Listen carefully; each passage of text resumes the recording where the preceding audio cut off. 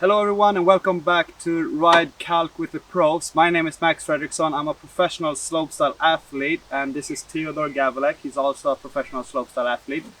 Today we are going to give you some pointers and tips and tricks on how you can do some basic jumps on these electric motorbikes.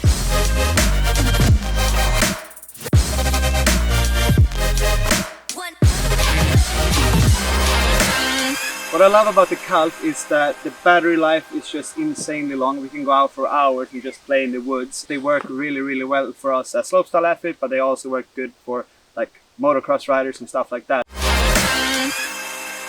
Alright, step number one would probably be to just line up the jumps perfectly and feel like you have a great body position going into the jump, and then fill out the kicker once. And then step number two would probably be to do a bit of a speed check. If there's a tabletop jump, you can roll up on it and fill it out a little bit. If there's a gap between, you can roll up and try to eye out the landing and see how it is compared to your speed.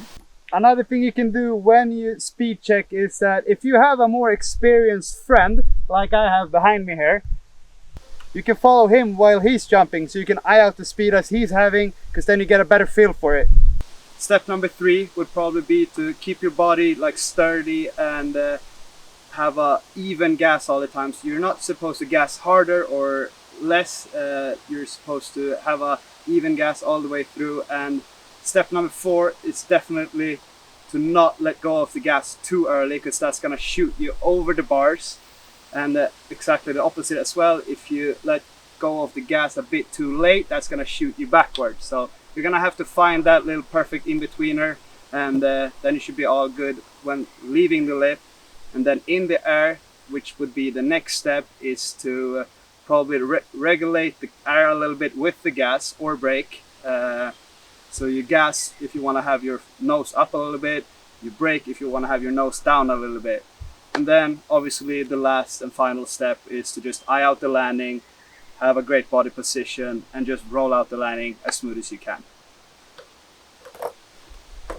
Alright, these are some of the steps that we're using while jumping. Mostly I would say to just have a good feeling going into the jumps, but that was some of the steps, and thanks a lot for watching, and yeah, go out there and try it.